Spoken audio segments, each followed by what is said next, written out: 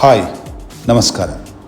ಈ ಸಂಚಿಕೆಯಲ್ಲಿ ನಾನು ಎವರೆಸ್ಟ್ ಶಿಖರವನ್ನು ಹತ್ತಲಿಕ್ಕೆ ಏನು ಮಾಡಬೇಕು, ಅದಕ್ಕಾಗೋ ಖರ್ಚೆಷ್ಟು, ವರ್ಷಕ್ಕೆ ಎಷ್ಟು ಜನ ಎವರೆಸ್ಟ್ ಹತ್ತಲಿಕ್ಕೆ ಪ್ರಯತ್ನ ಪಡ್ತಾರೆ, ಸರ್ಕಾರಗಳು ಎಷ್ಟು ಜನಕ್ಕೆ ಅವಕಾಶವನ್ನು ಅಂದರೆ ಪರ್ಮಿಟ್ ಕೊಡ್ತಾರೆ ಅನ್ನೋದ್ರ ಒಂದು ವಿವರವನ್ನು ನಿಮ್ಮ ಮುಂದೆ ಇಡ್ತೇನೆ. ಯಾಕೆ ಅಂದರೆ ಆಸಕ್ತರು ಎವರೆಸ್ಟ್ನ ಹತ್ತಲಿಕ್ಕೆ ಈಗ ಇತ್ತೀಚಿನ ವರ್ಷಗಳಲ್ಲಿ ತುಂಬ ಜನ ಜಾಸ್ತಿ ಆಗ್ತಾ ಇದ್ದಾರೆ. ಹಾಗಾಗಿ ಕರ್ನಾಟಕದಿಂದ ಹೋಗುವಂಥವ್ರಿಗೂ ಕೂಡ ಇದು ಅನುಕೂಲ ಆಗಲಿ ಅನ್ನೋ ಕಾರಣಕ್ಕೋಸ್ಕರ ಆ ವಿವರ ಇಲ್ಲಿ ನಿಮಗಿದೆ. ಜಗತ್ತಿನ ಅತಿ ಎತ್ತರದ ಪರ್ವತ ಶಿಖರ ಪ್ರದೇಶ ಮೌಂಟ್ ಎವರೆಸ್ಟ್. ಇದು ಮಹಾಲಂಗೂರ್ ಶ್ರೇಣಿಯಲ್ಲಿ ಬರುತ್ತೆ. ಸುಮಾರು 29,000 ಅಡಿ ಎತ್ತರದಲ್ಲಿರುವಂಥ ಪ್ರದೇಶ. ಇದನ್ನು ನೇಪಾಳಿ ಭಾಷೆಯಲ್ಲಿ ಸಾಗರ್ ಮಾತಾ ಅಂತ ಕರೆದ್ರೆ, ಭಾರತೀಯರು ನಾವು ಗೌರಿ ಶಂಕರ ಅಂತ ಕರಿತೀವಿ. ಟಿಬೇಟ್ನವರು ಚೋಮೋ ಲುಂಗ್ಮಾ ಅಂತಲೂ ಕೂಡ ಕರೀತಾರೆ. ಆದರೆ ಇದಕ್ಕೆ ಮೌಂಟ್ ಎವರೆಸ್ಟ್ ಅಂತ ಹೆಸರು ಬರಲಿಕ್ಕೆ ಬಹುಮುಖ್ಯ ಕಾರಣ ಭಾರತದ ಸರ್ವೇಯರ್ ಆಗಿದ್ದಂತಹ ಬ್ರಿಟಿಷ್ ಅಧಿಕಾರಿ ಜಾರ್ಜ್ ಎವರೆಸ್ಟ್ ಇದನ್ನು ಸರ್ವೆ ಕಾರ್ಯವನ್ನು ಕೈಗೊಂಡಿದ್ರು. ಅವರು ಈ ಪ್ರದೇಶವನ್ನು ಸರ್ವೆ ಮಾಡಿದಾಗಲೇ ಇದು ಜಗತ್ತಿನ ಅತಿ ಎತ್ತರದ ಪ್ರದೇಶ ಅಂತ ಲೋಕಕ್ಕೆ ಗೊತ್ತಾಗಿದೆ. ಆದ್ದರಿಂದಲೇ ಇದಕ್ಕೆ ಮೌಂಟ್ ಎವರೆಸ್ಟ್ ಅಂತ ಹೇಳಿ ಜಾರ್ಜ್ ಎವರೆಸ್ಟ್ ಅವರ ಹೆಸರನ್ನೇ ಇಡಲಾಯಿತು.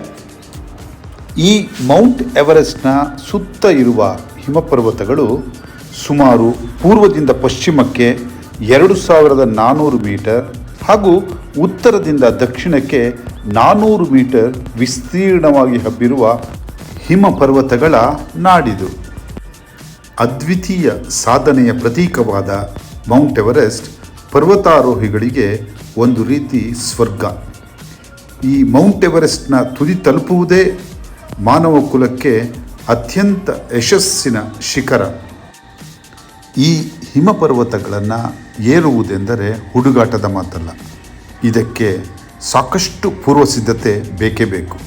ಅದರಲ್ಲೂ ತಾಳ್ಮೆ, ಏಕಾಗ್ರತೆ, ಬೌದ್ಧಿಕವಾಗಿ ಹಾಗೂ ದೈಹಿಕವಾಗಿ ಪ್ರತಿಯೊಬ್ಬರೂ ಸದೃಢರಾಗಿರಬೇಕು. 10-15 ಅಡಿ ಆಳದ ಶಿಲಾ ಪ್ರಪಾತಗಳ ನಡುವೆ ಮೌಂಟ್ ಎವರೆಸ್ಟ್ ಏರುವುದೆಂದರೆ ಸಾವಿನೊಡನೆ ಸರಸವೇ ಸರಿ. 10,000-15,000 ಅಡಿ ಮೇಲೋಗುತ್ತಿದ್ದಂತೆ ಯಾವುದೇ ಪ್ರಾಣಿ ಪಕ್ಷಿ ಮತ್ತು ಸಸ್ಯ ಸಂಕುಲಗಳಿಲ್ಲದ ಹಿಮನಾಡಿನಲ್ಲಿ ನಿಮ್ಮ ನಡಿಗೆ ಆರಂಭವಾಗುತ್ತದೆ. 1953ರ ನಂತರ ಪ್ರಾರಂಭಗೊಂಡ ಈ ಮೌಂಟ್ ಎವರೆಸ್ಟ್ ಪರ್ವತಾರೋಹಣಕ್ಕೆ ಪ್ರತಿ ವರ್ಷ ಜನಸಂಖ್ಯೆ ಹೆಚ್ಚುತ್ತಲೇ ಇದೆ. ನೇಪಾಳದ ಸೌತ್ ಕೋಲ್ ರೂಟ್ ಹಾಗೂ ಟಿಬೇಟ್ನ ನಾರ್ತ್ ಈಸ್ಟ್ ಪ್ರದೇಶದಿಂದ ಮೌಂಟ್ ಎವರೆಸ್ಟ್ ಹತ್ತಲು ಅವಕಾಶ ಇದೆ. ಆದರೆ ಸದ್ಯಕ್ಕೆ ಟಿಬೇಟ್ನಿಂದ ಮೌಂಟ್ ಎವರೆಸ್ಟ್ ಹತ್ತಲಿಕ್ಕೆ ಅವಕಾಶಗಳು ಸಿಗ್ತಿಲ್ಲ.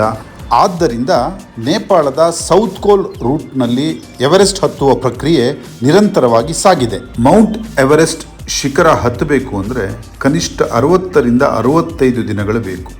ಈ 60-65 ದಿನಗಳ ಪೈಕಿ ಸುಮಾರು 50 ದಿನಗಳು ಅಕ್ಲಮಟೈಸೇಷನ್ಗೆ ಹೋಗುತ್ತೆ. ಯಾಕಂದರೆ ಆ ಪರಿಸರಕ್ಕೆ ಹೊಂದ್ಕೊಳ್ಳೋಕ್ಕಾಗಿ ಸುಮಾರು ಪ್ರತಿನಿತ್ಯ ವಿವಿಧ ಹಂತದ ಪರ್ವತಗಳನ್ನು ಏರಿಳಿದು ಆ ವಾತಾವರಣಕ್ಕೆ ಪರ್ವತಾರೋಹಿಗಳು ಹೊಂದಿಕೊಳ್ಳುತ್ತಾರೆ. ನೇಪಾಳ ಸರ್ಕಾರದಿಂದ ಅಧಿಕೃತವಾಗಿ ಪರವಾನಗಿ ಪಡೆದಿರತಕ್ಕಂತಹ ಹಲವಾರು ಕಂಪನಿಗಳೇ ಈ ಮೌಂಟ್ ಎವರೆಸ್ಟ್ ಏರಲಿಕ್ಕೆ ಪರ್ವತಾರೋಹಿಗಳಿಗೆ ಅವಕಾಶ ಮಾಡಿಕೊಡ್ತವೆ. ಈ ಅವಕಾಶದಿಂದಲೇ ನಾವು ಪರ್ವತವನ್ನು ಏರಲಿಕ್ಕೆ ಸಾಧ್ಯ ಆಗುತ್ತೆ. ಹಾಗಾದರೆ ಮೌಂಟ್ ಎವರೆಸ್ಟ್ ಹತ್ತುವ ನಮ್ಮ ಪ್ರಯತ್ನಕ್ಕೆ ಆಗುವ ಖರ್ಚೆಷ್ಟು ಅನ್ನೋ ಪ್ರಶ್ನೆ ಉದ್ಭವಿಸುತ್ತೆ. ಅದಕ್ಕಾಗಿ ಮೊದಲಿಗೆ ಪರ್ಮಿಟ್ ತೆಗೆದುಕೊಳ್ಬೇಕು ನೇಪಾಳ ಸರ್ಕಾರದಿಂದ. ಅನಂತರ ಪರ್ವತಾರೋಹಣಕ್ಕೆ ಬೇಕಾದಂತಹ ಅತ್ಯಗತ್ಯ ವಸ್ತುಗಳನ್ನು ಖರೀದಿ ಮಾಡಬೇಕು. ಸುಭದ್ರವಾದ ಟೆಂಟ್ ಒಂದನ್ನು ಪರ್ಚೇಸ್ ಮಾಡಬೇಕು. ಜೊತೆಗೆ ಕಡ್ಡಾಯವಾಗಿ ಇನ್ಶೂರೆನ್ಸ್ ಮಾಡಿಸ್ಬೇಕು. ಇನ್ಶೂರೆನ್ಸ್ ಆದಮೇಲೆ ಒಂದು ಸುಭದ್ರವಾದ ಟೆಂಟನ್ನು ಪರ್ಚೇಸ್ ಮಾಡ್ತಾರೆ. ಟೆಂಟ್ ಜೊತೆಗೇ ಆಹಾರ ಪದಾರ್ಥಗಳ ಅವಶ್ಯಕತೆ ಇರುತ್ತೆ. ಅದನ್ನು ಶೇರ್ಪಾಗಳು ಯಾವ್ಯಾವ ಸಂದರ್ಭದಲ್ಲಿ ಏನು ಕೊಡಬೇಕು ಅಂತ ಹಿನ್ನೆಲೆಯಲ್ಲಿ ಅವರೇ ಪರ್ಚೇಸ್ ಮಾಡಿರ್ತಾರೆ ಅದನ್ನು. ಮತ್ತು ಆಕ್ಸಿಜನ್ ಸಿಲಿಂಡರು ಕನಿಷ್ಠ ಪಕ್ಷ 10 ಆಕ್ಸಿಜನ್ ಸಿಲಿಂಡರ್ಗಳು ಬೇಕಾಗ್ತವಂತೆ.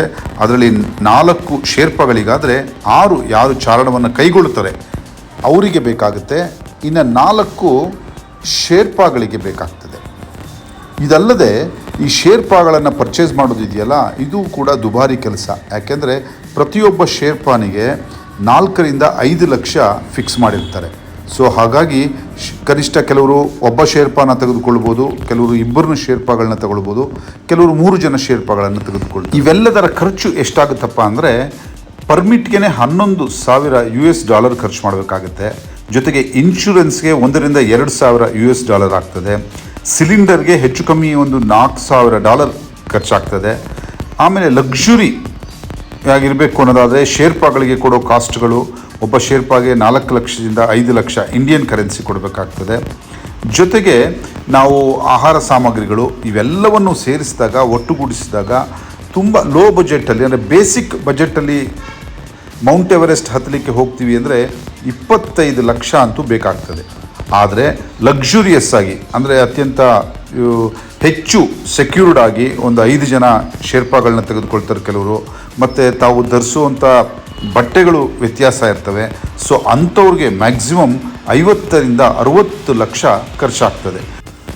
ಇದರಲ್ಲೂ ಕೂಡ ಶೇರ್ಪಾಗಳ ಬೆಲೆ ಹೆಚ್ಚು ಕಮ್ಮಿ ಇರುತ್ತೆ. 10 ಸರಿ ಮೌಂಟ್ ಎವರೆಸ್ಟ್ ಹೋಗಿ ಬಂದಿರೋನಿಗೆ ಒಂದು ರೇಟ್ ಇರುತ್ತೆ, 3 ಸರಿ 4 ಸರಿ ಹೋಗಿ ಬಂದಿರುವಂಥ ಶೇರ್ಪಾಗಳಿಗೆ ಒಂದು ರೇಟ್ ಇರುತ್ತೆ. ಹಾಗಾಗಿ ನಾವು ಎಷ್ಟು ಯಾವ ಆಯ್ಕೆ ಮಾಡ್ಕೊಳ್ತೀವಿ ಅನ್ನೋದ್ರ ಮೇಲೆ ನಮ್ಮ ಖರ್ಚು ಜಾಸ್ತಿ ಆಗ್ತಾ ಹೋಗುತ್ತೆ. ಕನಿಷ್ಠ ಮಿನಿಮಮೈಸ್ ಮಾಡ್ಕೊಂಡು ನಾವು ಮೌಂಟ್ ಎವರೆಸ್ಟ್ ಹತ್ತಲಿಕ್ಕೆ ಪ್ರಯತ್ನ ಪಡ್ತೀವಿ ಅನ್ನೋದಾದರೆ ನಮ್ಮ ಹತ್ರ 30 ಲಕ್ಷನಾದರೂ ಹಣ ಇರಬೇಕಾಗತ್ತೆ. ಲಕ್ಸುರಿಯಸ್ ಫೆಸಿಲಿಟಿ ಜೊತೆ ಮೌಂಟ್ ಎವರೆಸ್ಟನ್ನ ಹತ್ತುವ ಪ್ರಯತ್ನ ಮಾಡ್ತೀನಿ ಅಂತ ತೀರ್ಮಾನ ಮಾಡಿದವ್ರಿಗೆ ಕನಿಷ್ಠ ಪಕ್ಷ 60 ಲಕ್ಷ ಬೇಕಾಗ್ತದೆ. ಈ ಎಲ್ಲವನ್ನು ಕೂಡ ಇಲ್ಲಿಯೇ ನೇಪಾಳ ಸರ್ಕಾರದಿಂದ ಅಧಿಕೃತವಾಗಿ ಪರವಾನಗಿ ಗಳಿಸಿರ್ತಕ್ಕಂತಹ ಸಂಸ್ಥೆಗಳೇ ನಮ್ಮೆಲ್ಲ ಅವಕಾಶವನ್ನು ಮಾಡಿಕೊಡ್ತವಂತೆ. ಸೊ ಹಾಗಾಗಿ ನಾವು ಜಸ್ಟ್ ಪೇ ಮಾಡಿದರೆ ಸಾಕು, ಪರ್ವತಾರೋಹಣವನ್ನು ಕೈಗೊಳ್ಳಬಹುದು.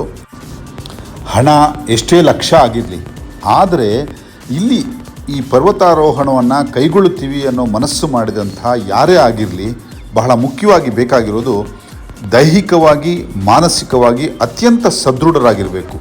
ಆಗ ಮಾತ್ರ ಈ ಪರ್ವತದಲ್ಲಿನ ಆನಂದವನ್ನು ಮತ್ತು ತಮ್ಮ ಉದ್ದೇಶವನ್ನು, ಸಾಹಸವನ್ನು ಕೈಗೊಳ್ಳಲಿಕ್ಕೆ ಸಾಧ್ಯ ಅನ್ನೋದು ಇಲ್ಲಿ ಪರ್ವತಾರೋಹಣ ಪರವಾನಗಿಯನ್ನು ಪಡೆದಿರ್ತಕ್ಕಂತಹ ಸಂಸ್ಥೆಗಳು ಹೇಳೋ ಮೊದಲನೇ ವಿಚಾರ. ಇಷ್ಟೆಲ್ಲ ಸಿದ್ಧತೆಗಳ ಜೊತೆಗೆ ಈ ಮೌಂಟ್ ಎವರೆಸ್ಟ್ ಎಂಬ ಪರ್ವತವನ್ನು ಏರಲಿಕ್ಕೆ ಮಾತ್ರ ಸಾಧ್ಯ. ಈ ನಡುವೆ ಪ್ರಕೃತಿ ವಿಕೋಪಗಳು, ಹಿಮಬಂಡೆಗಳು ಉದುರು ಬೀಳ್ತವೆ, ವಾತಾವರಣ ಕ್ಷಣ ಕ್ಷಣಕ್ಕೂ ಬದಲಾಗ್ತಾ ಇರುತ್ತೆ, ಆರೋಗ್ಯದ ಮೇಲೆ ಪರಿಣಾಮ ಬೀರುತ್ತೆ. ಇವನ್ನೆಲ್ಲವನ್ನು ಎದುರಿಸಿ ಆಗ ಮಾತ್ರ ಈ ತುದಿಯನ್ನು ಏರಲಿಕ್ಕೆ ಸಾಧ್ಯ ಆಗುತ್ತೆ. ಮೌಂಟ್ ಎವರೆಸ್ಟ್ ಹತ್ತಲಿಕ್ಕೆ ಆಗದೇ ಇದ್ದರೂ ಕೂಡ ಅದರ ಸುತ್ತ ಇರುವ ಸಣ್ಣ ಪುಟ್ಟ ಹಿಮಪರ್ವತಗಳನ್ನು ಹತ್ತಲಿಕ್ಕೆ ಭಾರಿ ದುಬಾರಿ ಆಗೋದಿಲ್ಲ. ಹಾಗಾಗಿ ಅವುಗಳನ್ನು ಎಲ್ಲರೂ ಕೂಡ ಪ್ರಯತ್ನಿಸಬಹುದು. ನಮಸ್ಕಾರ.